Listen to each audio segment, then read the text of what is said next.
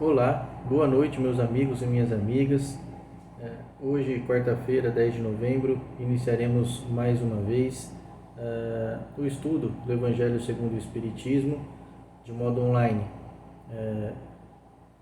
Enfim, graças a Deus nós iniciamos também o estudo presencial na nossa casa nesta data, mas manteremos por um período o estudo online por meio das redes sociais, fornecendo a todos o acesso aos ensinamentos de nosso Mestre Jesus. Gostaria de agradecer a presença de todos de antemão e, para iniciarmos os estudos, eu gostaria de fazer uma breve prece a fim de que possamos entrar em sintonia com a espiritualidade amiga.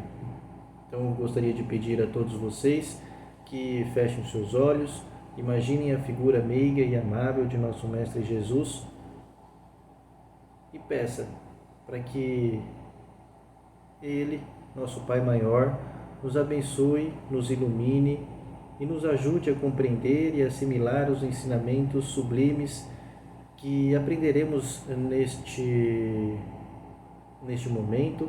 Que os senhores possam nos iluminar, abençoar, nos ajude e nos dê força para que possamos realmente entrar em sintonia com pensamentos positivos, que possamos conseguir esquecer os nossos problemas, os nossos desafios diários e nos focar no aprendizado que será ministrado nesta noite. Gostaria também de agradecer a nossa saúde física e mental, agradecer por esta oportunidade de aprendizado e pedir que os senhores possam iluminar a nossa sociedade, o nosso planeta Terra, que possamos ter mais paciência, mais tolerância com o próximo e principalmente amor. Amor não só a nós mesmos, mas também amor ao próximo e, sobretudo, amor a Deus. Vamos fazer a oração, meus amigos, que nosso Pai nos ensinou. Pai nosso que estais no céu, santificado seja o vosso nome, venha a nós o vosso reino, seja feita a vossa vontade, assim na terra como no céu. O pão nosso de cada dia nos dai hoje, perdoai as nossas ofensas, assim como nós perdoamos a quem nos tem ofendido, e não nos deixeis cair em tentação, mas livrai-nos de todo mal, que assim seja. Graças a Deus. Bom, hoje nós vamos falar um pouquinho sobre o capítulo 6º do Evangelho segundo o Espiritismo, que trata do Cristo Consolador.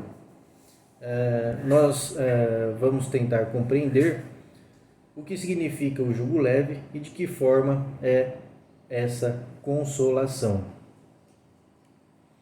O capítulo ele começa com a mensagem trazida pelo Mestre Jesus, extraída também do Evangelho de São Mateus, capítulo 11, dos versículos 28, 29 e 30, que diz o seguinte, vou fazer a leitura dela aqui. Vinde a mim, todos vós que sofreis e que estáis sobrecarregados, e eu vos aliviarei. Tomai meu jugo sobre vós, e aprendei de mim que sou brando e humilde de coração, e encontrarei o repouso de vossas almas, porque meu jugo é suave e meu fardo é leve. Implicitamente, o convite contido nessa passagem é dirigido a todos nós, sem exceção. Contudo, mais precisamente, dirige-se especialmente aos sobrecarregados e aflitos, que, na verdade, estão ansiosos por um consolo, por uma diretriz, por uma direção.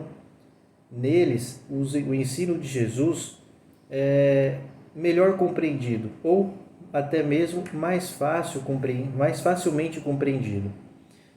É importante a gente deixar claro que Jesus ele não promete a cura, ele promete o alívio das aflições e dos sofrimentos, uma vez que compete a nós, a cada um de nós, vencer os nossos desafios, os nossos sofrimentos, as nossas angústias, por meio dos mecanismos fornecidos por Jesus no Evangelho segundo o Espiritismo,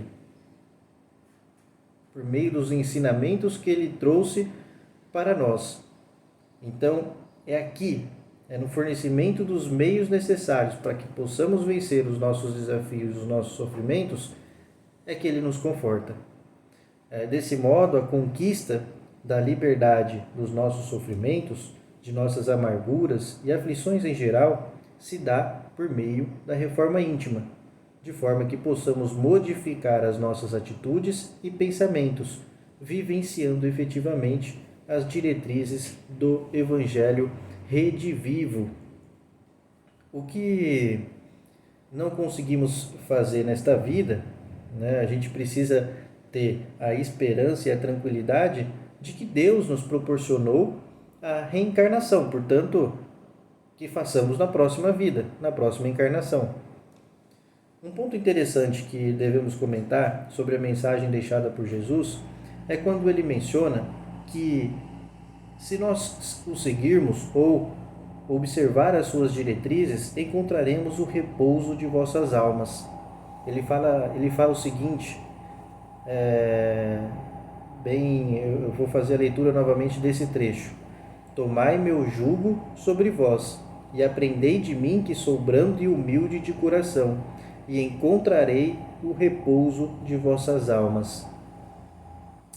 É muito interessante porque o que ele quer dizer com isso? O repouso de vossas almas. Isto é, ele quer dizer que encontraremos o alívio, o consolo, o conforto que decorrem de nossa conduta voltada para a reforma íntima e voltada à aplicação da lei de Deus, da lei de amor, de caridade, deixando para trás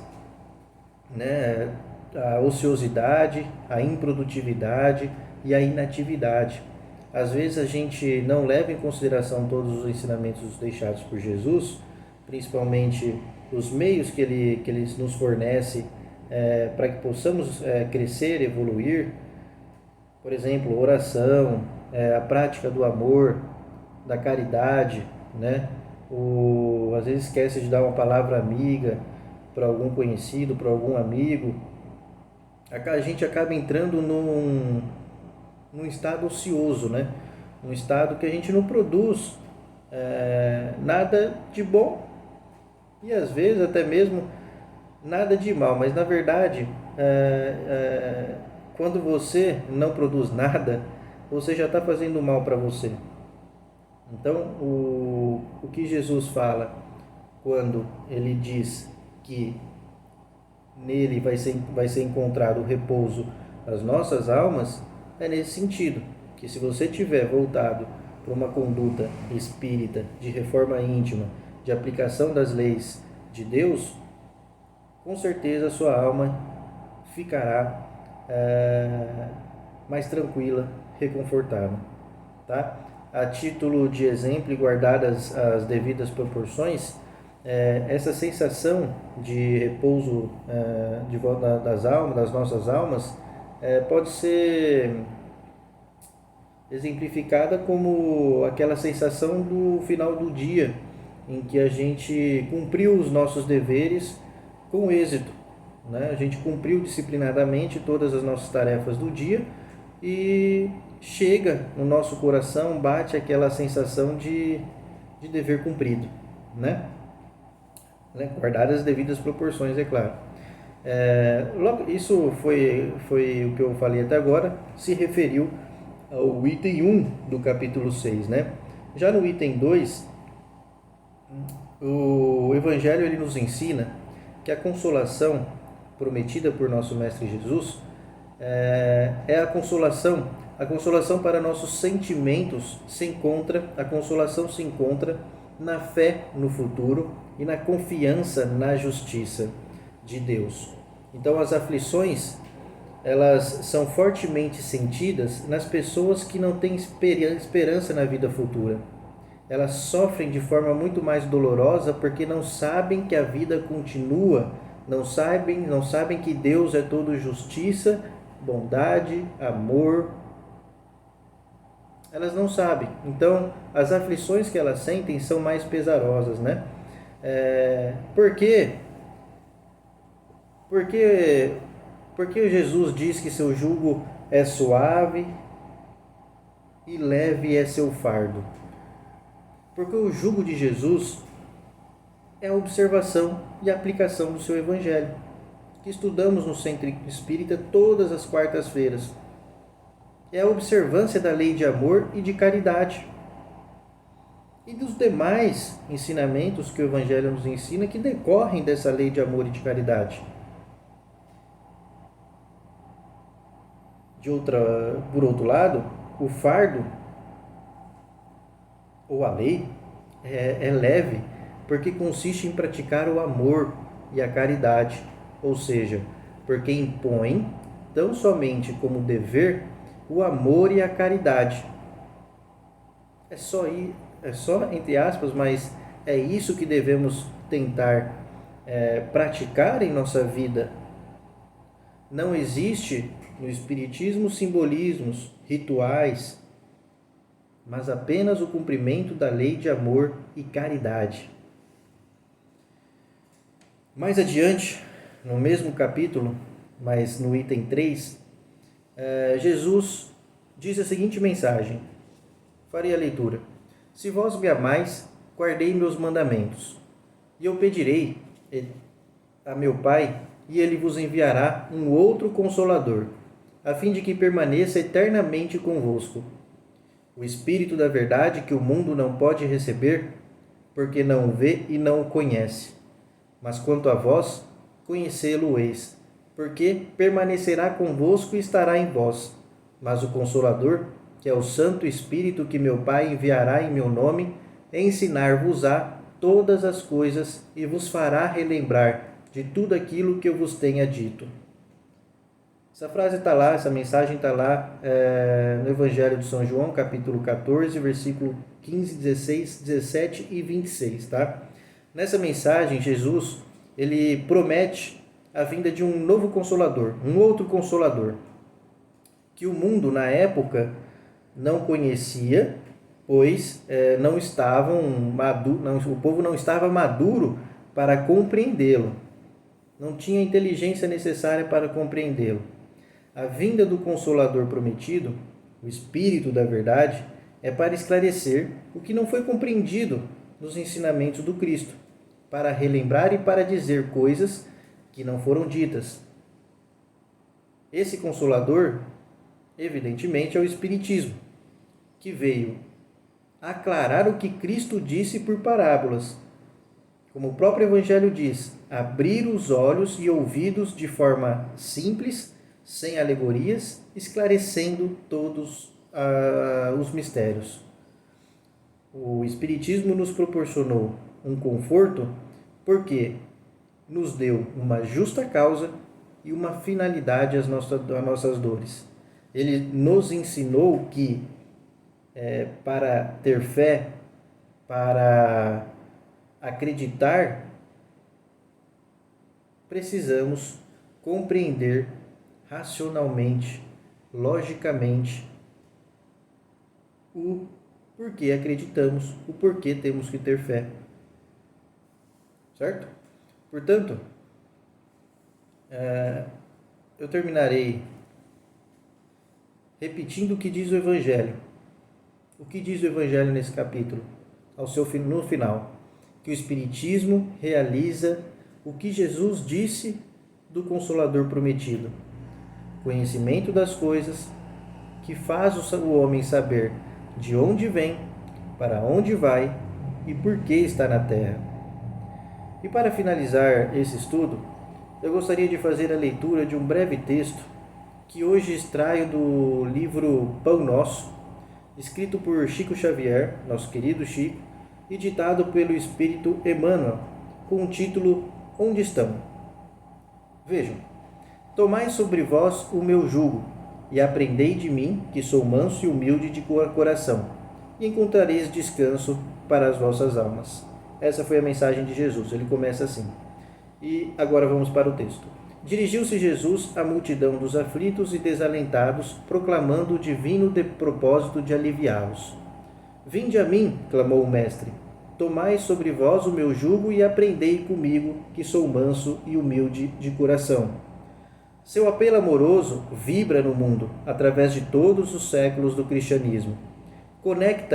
Compacta é a turba de desesperados e oprimidos da terra, não obstante o amorável convite. É que o Mestre no Vinde a mim espera naturalmente que as almas inquietas e tristes o procurem para a aquisição do ensinamento divino.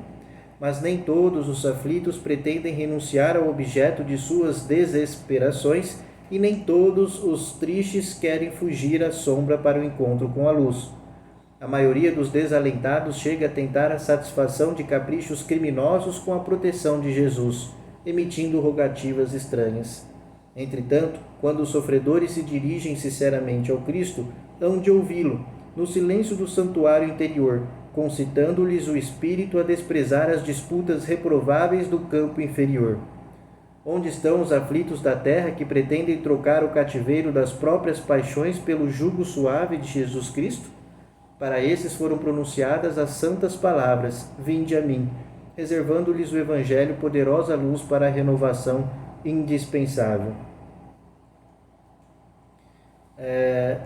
Com a leitura desse texto, apenas gostaria de deixar uma mensagem a todos vocês, a mim também, porque me serve de aprendizado também, é no sentido de que estudem o Espiritismo com afinco, com disciplina e com o coração e a mente abertos. A gente tem que estudar as 5 obras básicas, principalmente o Evangelho, e buscar, quando tem dúvidas, em outros livros, tem vários, de Chico, várias outras doutrinas aí que podem nos auxiliar para compreender as mensagens de Jesus, os ensinamentos que ele nos deixou, que vai nos tornar cada dia mais próximos da reforma íntima, mas pelo menos nos auxiliará a ter essa tranquilidade de espírito, essa paz de espírito, essa consolação de que a vida continua, de que nós estamos aqui para aprender, para evoluir, e que se não conseguirmos nessa vida, conseguiremos na próxima. Entender também as questões do desencarne, da morte, por que isso acontece, que a vida não termina com ela. Isso nos dará uma paz de espírito significante. Então, vamos se dedicar ao estudo da doutrina, ao trabalho na casa. A nossa casa espírita Caibar Schutel tem vários dias aí em que são realizados os estudos em grupo, e agora eles estão sendo feitos online, o que nos possibilitará um conhecimento gigantesco, e quando estudamos em grupo isso facilita muito o nosso aprendizado. Então vamos focar, vamos nos dedicar aos estudos. Eu quero agradecer a paciência de todos, que Deus possa e a espiritualidade amiga possam abençoar vocês, seus familiares, seus amigos, que eles possam rogar muita luz ao nosso planeta Terra, que nos abençoe a ter mais tolerância com o próximo, respeitar as opiniões contrárias, os entendimentos contrários, que possamos buscar sempre o diálogo saudável, o diálogo harmonioso. Que Deus abençoe todos vocês, meus irmãos.